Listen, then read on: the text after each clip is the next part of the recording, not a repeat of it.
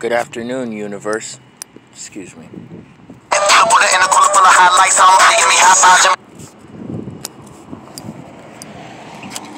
Anyways, this is called New Roads, Future Goals.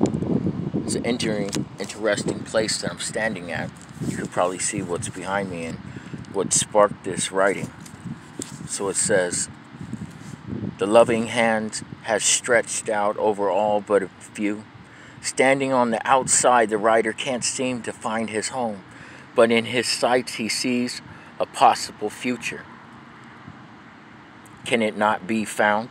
Or is it lost? I'm sorry I couldn't make it, but staring at you, my heart now grows strong, beating like 1,000 drums. I crumble down hard. As the sand that he stands on, he yearns for her, Mexico.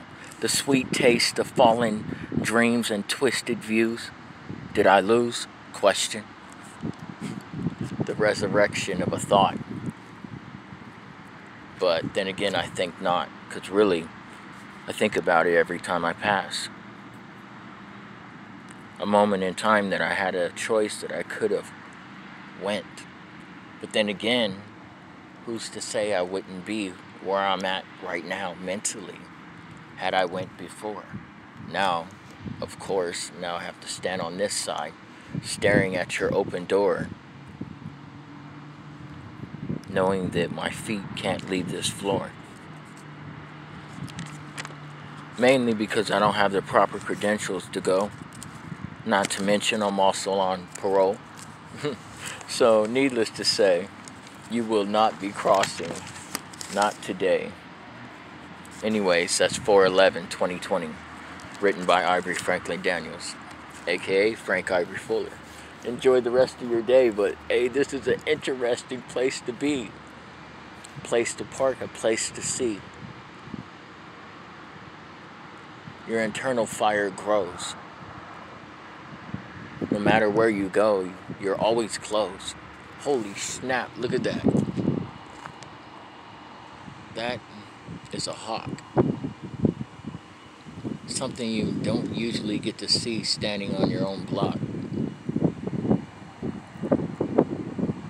But it flies effortlessly, moving in and out of the wind, rotating its feathers, searching, for it is a predator. It's looking for something to eat, staring down at this character on our video feed, staring at Mexico, wanting to be, not saying I'm going to dig a hole to you, love, but eventually will fit perfect like a glove.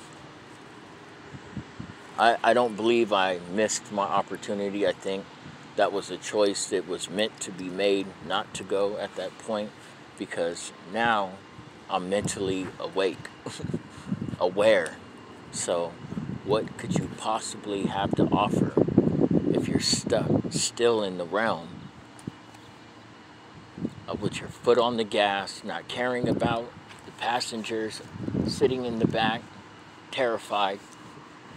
These are the lives that you take on that ride when you get high.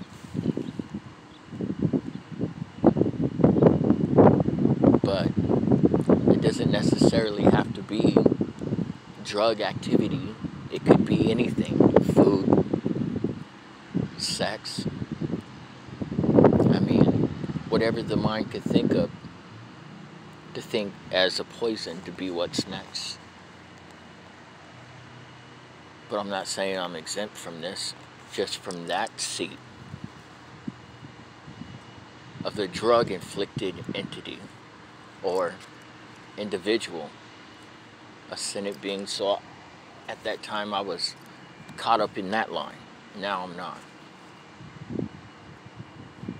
And I can actually share with you a better way, and which is interesting because multiple people have said that in my past. Matter of fact, the memory man has just brought a memory that's so stupid. When I was a youngster, I was sitting on the steps of the parole office, not knowing that was a parole office, like off of 3rd Avenue. Before that door was a door for like everybody to go in and out of. They're working on it right now, but This is like in '98, I was sitting on their steps smoking weed, and this dude passed by me and he said, "Hey man, that's not a place that you want to really smoke at."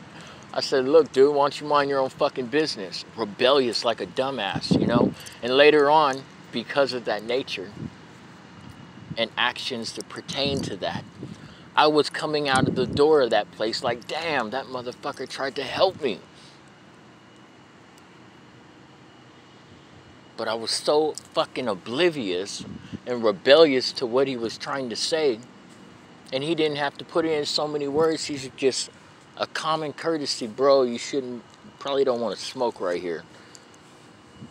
Trying to offer his fuck ups as an experience so I don't have to go through it. But then again, no.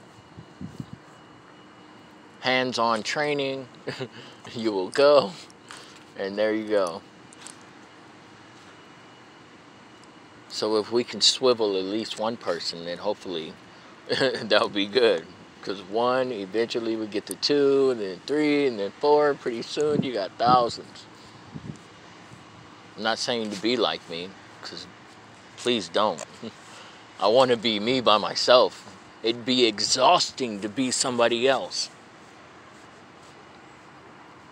Because I'm perfect at being me. And you're perfect at being you. Nobody could be you. Nobody could be anybody else. You give up on the spot. Like, I can't handle this. Light a candle to this so you would see that you are a perfect you and I'm a perfect me.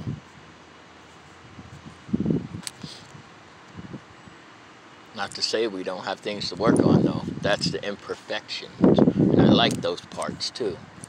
The broken pieces of me, like my junky truck.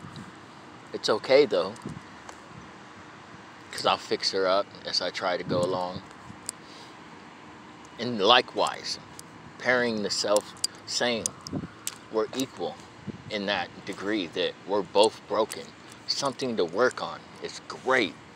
But in the perfect me, I say that because I'm not going to live up to your expectations, and nobody else should.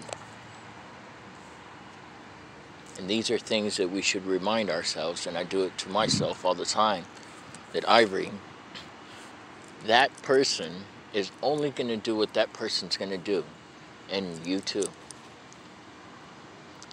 And as I go around, I try to clean things up, but then I come to the conclusion that I don't even have enough bags for all the trash that's outside. So all I can do is clean up after myself. That's all I can do. But then again, the universe asks of me if I can possibly give a hand to it. Just one hand, you know, what's one hand? So I do every now and then give one hand, possibly two. But I think about it like, damn, what's wrong with you? Why would you do that? You know, I smoke hella cigarettes. I've stopped taking my cigarette butt and flicking it in your driveway. The same thing I wouldn't want at my house, I don't do at your house. Instead, I pick it up and put it in my pocket. If I'm wearing clothes which I only got like 2 pairs of pants that are work clothes, those are days that are specifically made for writing. That's a writer's day. Then I'll just leave it on if I'm by my truck, I'll leave it on my running board until I can get in and put it in the cigarette, in the ashtray. Or I'll find a trash can, but I'll hold it until then. And it's not so much of seeing people letting their dogs shit on the sidewalk, it's the fact that you didn't pick it up. Like, what the fuck? What the fuck? How dare you say that you care about the place you stay? If you'll allow that shit to be there. Literally, shit there. It's fucking crazy. But anyways, if you like what I have to say, you can subscribe to my channel at Ivory F. Daniels. I swear I didn't mean for that to rhyme. It just happens like that sometimes. Weird. It is weird. Very, very weird. Strange. Rather. But needless. Or you could email me at the number 1. It's funny. The number 1 NE Bad Spirit. One Bad Spirit Or if you see me on the street, stop me. You're just as important as I am. So, if you have something to say, tell me, and I'll probably write about it. If I see you in a park, I'll probably write about you and whoever else is in the park. Being that it's deserted and it's only nothing but do not enter and stay off lines, which our youth is really suffering from this fucked up time. So keep that in mind. How long before the information they obtained in school before this nonsense happened depletes from their mind, and it's like they started all over. Grades are dropping. The want and the yearn to be there is depleted.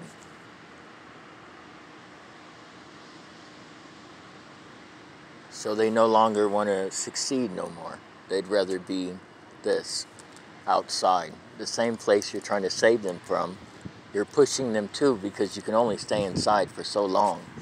Then you have to go outside. If you don't go outside, you're going to burst. And you never know what type of problems they have going on anyway at first. But needless to say, enjoy the rest of your day.